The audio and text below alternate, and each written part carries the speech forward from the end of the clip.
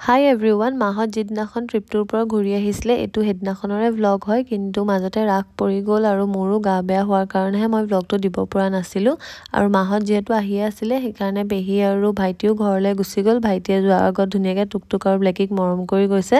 পোৱালীকেইটাক ভাত দিয়াৰ পিছত ময়ো নিজলে ব্ৰেকফাষ্টত আলু পৰঠা আৰু চাহ বনাই ল'লোঁ। তাৰ মাজতে মোৰ এমেজনৰ পাৰ্চেল এটা আহিলে, সেইটো ৰিচিভ কৰিলোঁ আৰু মাহত ডিব্ৰুগড় পোৱাৰ পিছত গম পালোঁ যে দুইটাৰে কাহ আৰু পানী লগা হৈ আহিছে, যিহেতু পুৰীত সাগৰৰ পাৰত বতাহ পালে আৰু সেইটো টাইমতে অন্ধ্ৰপ্ৰদেশতো চাইক্লনটো আহিছিলে, তাৰো অকণমান এফেক্ট হ'ল আৰু সেইকাৰণে মাহঁতলৈ মই ধুনীয়াকৈ কোমোৰা মাছৰ জোল বনাই দিলোঁ জালুক দি। খাই লৈ মাহঁত অলপ ৰেষ্ট লৈ কি আনিছে সেয়াই দেখালে।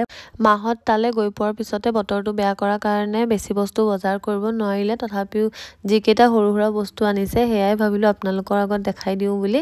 লগতে এয়া হৈছে জগন্নাথ পুৰীৰ প্ৰসাদ। তাৰপিছত ঘৰলৈ বুলি আনিছিলে দুখন হেণ্ডমেড পেইণ্টিং। এইটো পেইণ্টিঙক পট্টচিত্ৰ বুলি কোৱা হয় আৰু এইটো এটা উৰিষ্যাৰ এনচিয়েণ্ট আৰ্ট ফৰ্ম হয়। ইয়াত আৰ্ট কৰিবলৈ কাগজৰ ব্যৱহাৰ নকৰে, কাপোৰত কৰে আৰু যিখিনি কালাৰ্ছ ইউজ কৰে সেয়াও নেচাৰেলি এক্সট্ৰেক্ট কৰা হয়, আৰ্টিফিচিয়েল কালাৰ্ছ নহয়। আৰু ইমান ধুনীয়া ডিটেইলিং, ইমান চফা, কোনেও নকয় যে হাতেৰে আঁকিছে বা কাপোৰত আঁকিছে। এই দুখন ফ্ৰেম কৰাব লাগিব। লগতে কেইটামান কি চেইন আৰু ফ্ৰিজ মেগনেট আনিছিলে মাহঁতে, সেয়াও আপোনালোকক দেখাই দিলোঁ। এয়া গিফটিং পাৰপজৰ কাৰণে। আৰু মোৰ কাৰণে এইটো ড্ৰেছ এটা আনিছিলে, এয়া ভণ্টিৰ কাৰণে এটা ড্ৰেছ, লগতে পেহীৰ কাৰণে এখন শাৰী আৰু এয়া ভাইটিৰ কাৰণে কুৰ্তা এটা আৰু এয়া মোলে আৰু বালে কুৰ্তা। আৰু আজি ব্লগটো ইমান